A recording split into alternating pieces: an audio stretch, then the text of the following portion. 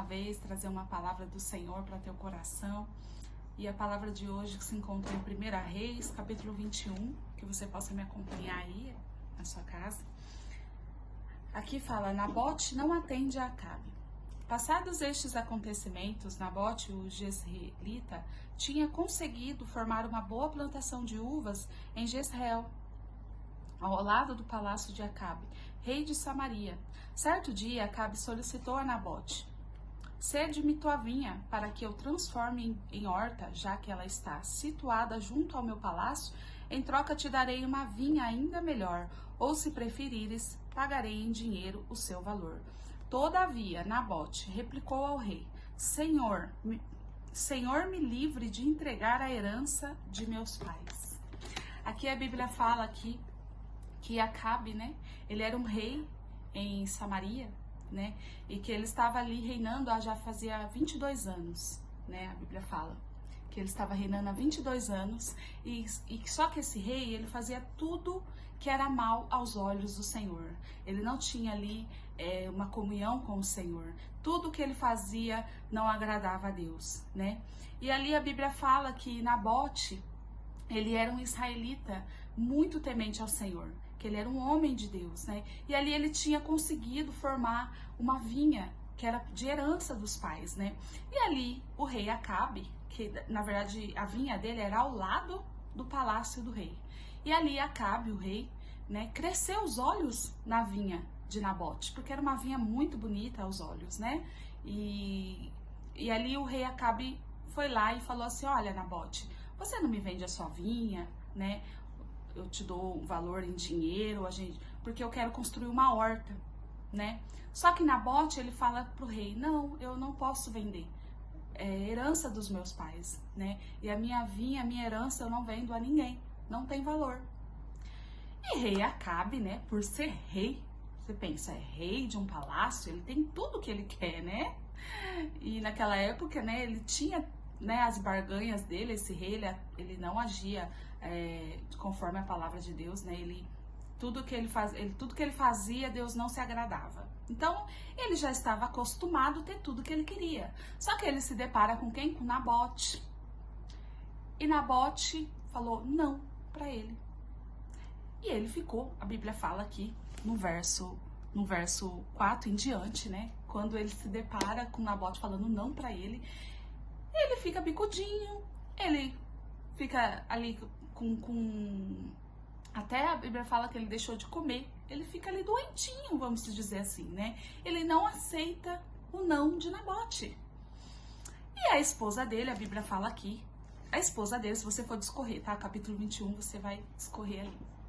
E a Bíblia fala que a esposa dele, que era Jezabel, ela se depara com o rei ali triste, não queria comer, tudo recusava, não queria nada. O que aconteceu, Acabe? Né? Um rei aí tá doente, tá? O que tá acontecendo, né? E Acabe fala pra esposa dele, pra Jezabel: olha, eu fui pedir a vinha de Nabote e ele simplesmente me disse não, que não podia vender. E Jezabel fica indignada: mas como assim? A Bíblia fala aqui, olha, como assim? É assim que age um rei? Ela ficou tão indignada com o esposo daquela maneira. O que ela faz? Ela arma contra Nabote. Ela vai, escreve cartas em nome de Acabe, do marido dela. E a Bíblia fala aqui que ela leva todos os anciões, os nobres daquela cidade. Ela escreve a carta como se fosse o rei, né? Porque o rei estava ali prostrado na cama, né? Doentinho. E arma contra Nabote. E aí a Bíblia fala aqui, ó, no verso 10.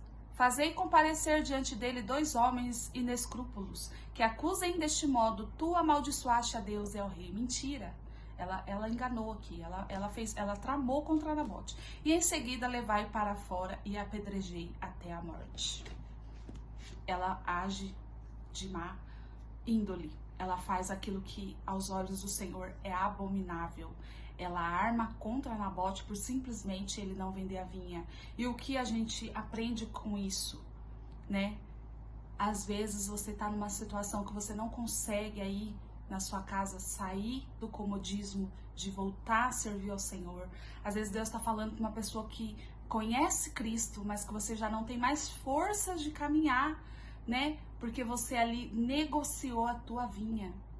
E a vinha, o que fala aqui da vinha, o que te lembra o que é a vinha para nós. Em João 15, se você puder abrir aí, em João 15, no verso 1 fala: eu sou a videira verdadeira, o meu pai é o agricultor.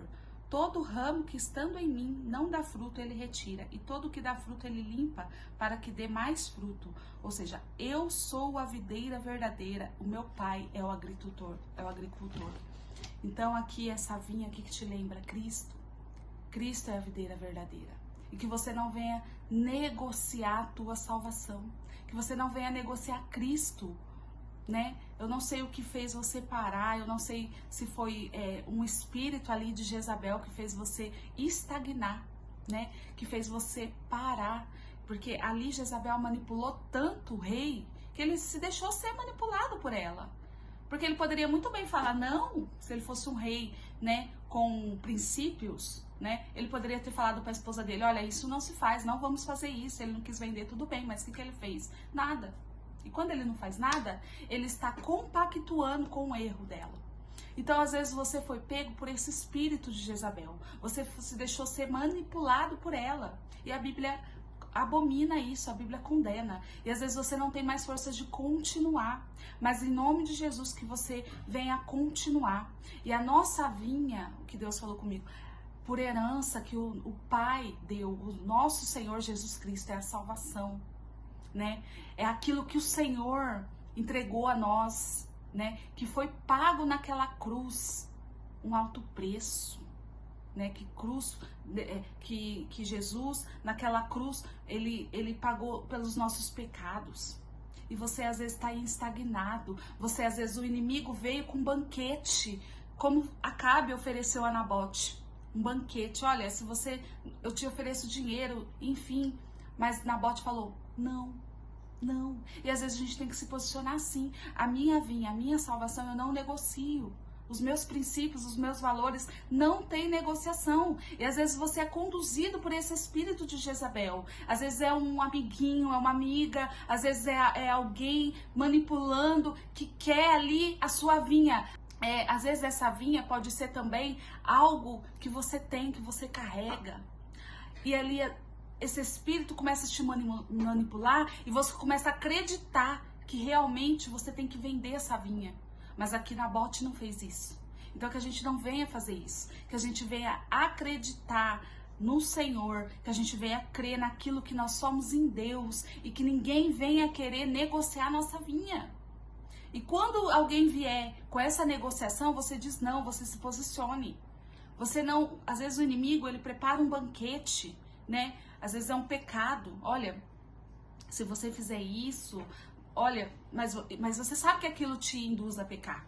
Você sabe que aquilo te afasta. E às vezes o não da nossa vida, o não, olha, eu não negocio. Olha, eu não vou me associar a você. Olha, eu não me associo com essa situação. Olha, eu não vou me associar à sua família. Olha, eu não vou associar assim. Por quê? Você está dizendo não. Você está se posicionando. É assim que Deus falou pra gente fazer, se posicionar, dizer não.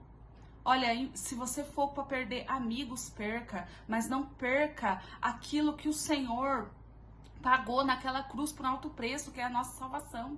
Isso não tem preço. A nossa vinha é inegociável. Que você perca amigos, que você perca parentes, que você perca, não sei, que você perca bens materiais, mas que você não perca Cristo na sua vida. Porque quando a gente perde Cristo, porque a Bíblia fala aqui, a Bíblia fala em Mateus 10:33, que você possa abrir aí. Mateus 10:33, que o Senhor falou muito comigo. Entretanto, qualquer que me negar diante das pessoas, também eu o negarei diante de meu Pai que estás no céu.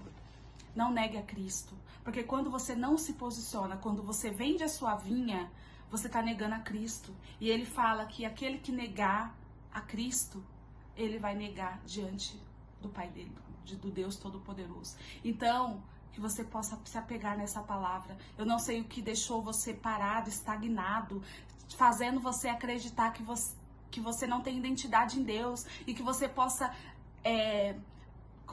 lembrar quem você é em Deus. Deus não te chamou para você ficar aí estagnado, parado, não.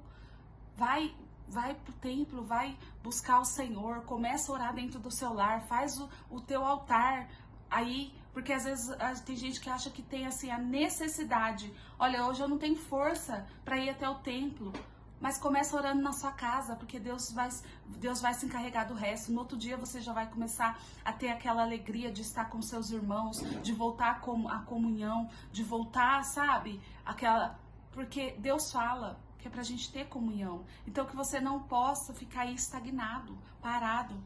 Volta para Cristo. E Jesus, ele está voltando, né? E Cristo está chamando os verdadeiros adoradores. Cristo, ele quer uma igreja, né, que zela pelos princípios da palavra, né? Que não quebra princípios da palavra.